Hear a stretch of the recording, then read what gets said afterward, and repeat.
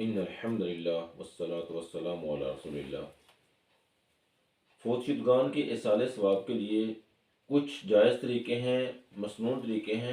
اور کچھ ایسے طریقے ہیں جن کا شریعت میں کوئی کانسیپٹ نہیں ہے، جن کا دین کے ساتھ کوئی تعلق نہیں ہے، وہ لوگوں کے اپنے ایجاد کردہ ہیں۔ ان میں سے ایک طریقہ ہے کہ جو فوت شدہ شخص ہے اس کے لیے قرآن پاک کی تلاوت کرنا اور اس کو بخشنا۔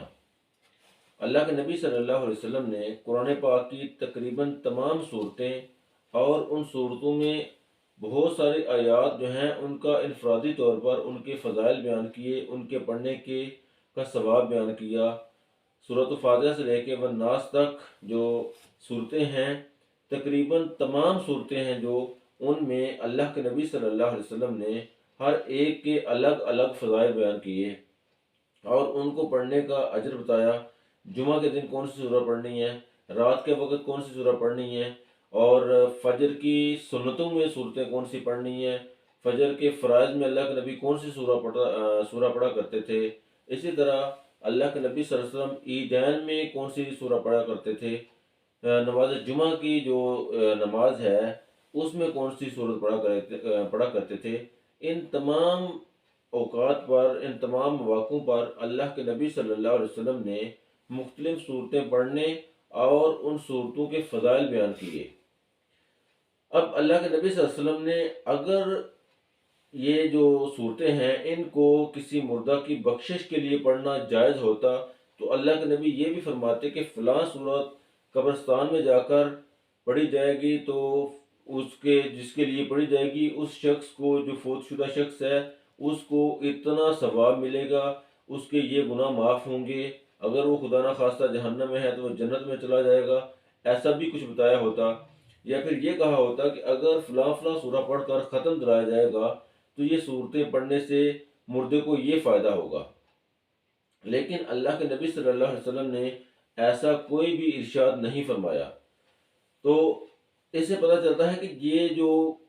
فوت شدہ شخص کے لیے قرآن پاک پڑھا جاتا ہے یہ لوگوں کا اپنا من گھڑت عقیدہ ہے، من گھڑت ایک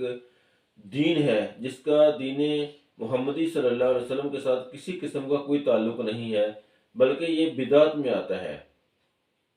اس کے علاوہ اس سے متعلق یہ بھی ہمیں سوچنا چاہیے کہ جو شخص ان خرافات کو مانتا ہے اس کو یہ سوچنا چاہیے کہ جو دین ہے یہ اللہ کی طرف سے نازل کرتا ہے، اور اللہ نے نبی صلی اللہ علیہ وسلم پر وحی نازل کی، تو کیا اللہ کو ان باتوں کا علم نہیں تھا؟ کیا نعوذ باللہ اللہ یہ بتانا بھول گیا اور ان لوگوں کو یاد آیا؟ تو اس طرح سے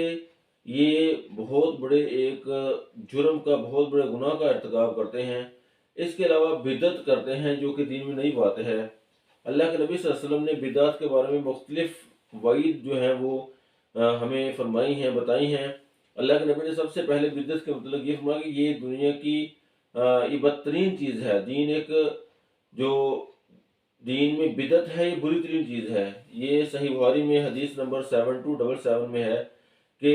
جو بدعت ہے یہ گمراہی ہے اور بہت بری چیز ہے۔ اس کے علاوہ اللہ کے نبی صلی اللہ علیہ وسلم بدعت کے بارے میں فرماتے ہیں کہ بدعت جو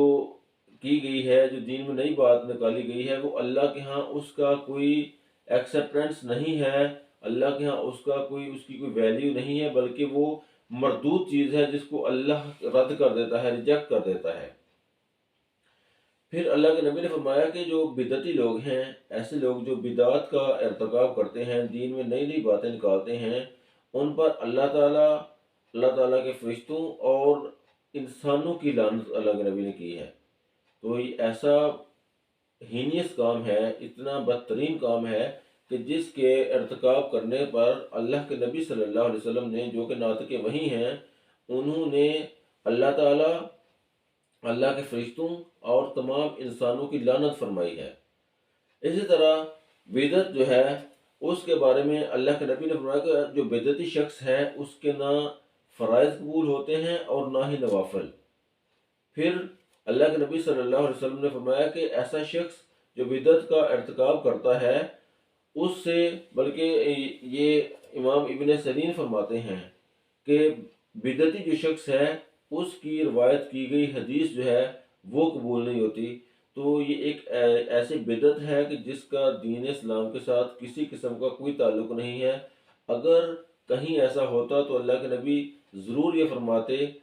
کہ ان صورتوں کو پڑھنے سے یہ فائدہ ہوگا، قرآن پاک پڑھنے سے یہ فائدہ ہوگا، لیکن اس کا دین اسلام میں اللہ اور اس کے رسول صلی اللہ علیہ وسلم کے فرامین میں کہیں بھی کوئی تصور نہیں ہے۔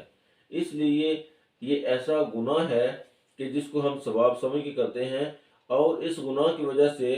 فوت ہونے والے شخص کو تو فائدہ نہیں ہوتا، لیکن جو زندہ ہیں ان کا بہت زیادہ نقصان ہو جاتا ہے۔ ان کی عبادات قبول نہیں ہوتی، ان کو وہ لعنتی ٹھہرتے ہیں، ان کو بدترین لوگ قرار دیا گیا ہے۔ ایسے شخص جو ہیں ان کے لیے اللہ کے نبی نے فرمایا کہ